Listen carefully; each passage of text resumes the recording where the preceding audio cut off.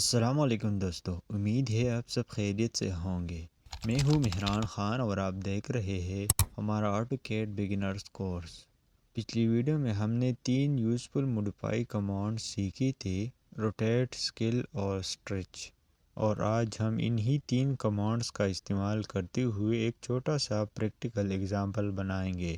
تو آئیے شروع کرتے ہیں۔ سب سے پہلے ہم ایک سمپل آبجیکٹ بنائیں گے جس پر ہم تینوں کمانڈز اپلائی کریں گے۔ یہ ہمارا بیس آبجیکٹ ہے۔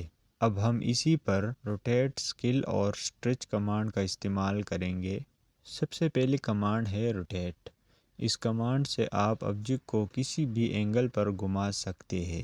اس کے لیے ٹائپ کریں RO+ انٹر۔ اب آبجیکٹ کو سلیکٹ کر دیں۔ اب بیس پوائنٹ دیں۔ اب اینگل ٹائپ کریں، مثلاً میں 45 لکھتا ہوں۔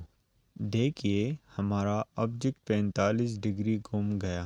اسی طرح آپ کسی بھی کسٹم اینگل پر روٹیٹ کر سکتے ہیں جتنا آپ کی ضرورت ہو۔ اب آتا ہے اسکیل کمانڈ۔ یہ کمانڈ آبجیکٹ کو بڑا یا چھوٹا کرنے کے لیے استعمال ہوتا ہے۔ اس کے لیے ٹائپ کریں SC+ انٹر۔ اب اپنا آبجیکٹ کو سلیکٹ کر دیں، پھر انٹر کریں یا ماؤس سے رائٹ کلک کریں، پھر بیس پوائنٹ دیں۔ اب سائز دیں، مثلاً میں 2 لکھتا ہوں۔ دیکھیے آبجیکٹ کا سائز ڈبل ہو گیا۔ اگر آپ 0.5 ٹائپ کریں گے تو آبجیکٹ ہاف سائز کا ہو جائے گا۔ اب بات کرتے ہیں اسٹریچ کمانڈ کی۔ یہ کمانڈ ڈرائنگ کے کسی حصے کو کھینچنے یا بڑھانے کے لیے استعمال ہوتی ہے۔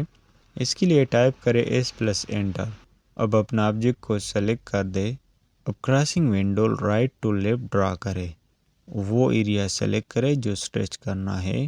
اب انٹر دبائیں یا ماؤس سے رائٹ کلک کریں، پھر ماؤس ڈریگ کریں نئی پوزیشن تک یا لینتھ دیں جتنا آپ کو چاہیے۔ دیکھیے سلیکٹڈ پارٹ اسٹریچ ہو گیا۔ یاد رکھیں اسٹریچ صرف crossing selection right to left سے کام کرتا ہے۔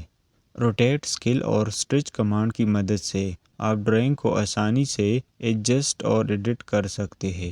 بگنرز کے لیے یہ کمانڈز بہت ضروری ہے، اس لیے انہیں بار بار پریکٹس کریں۔ اینگل اور اسکیل فیکٹرز چینج کر کے ڈفرینٹ ریزلٹس دیکھیں۔ تو دوستو کمنٹ میں بتائیں آپ کو سب سے یوزفل کمانڈ کون سا لگا۔ اگلی ویڈیو میں ہم موڈیفائی ٹولز کے مزید کمانڈز سیکھیں گے۔ ویڈیو کو لائک کریں اور چینل کو سبسکرائب کریں تاکہ کوئی نیا لیسن مس نہ ہو۔ ملتے ہیں اگلی ویڈیو میں۔ اللہ حافظ۔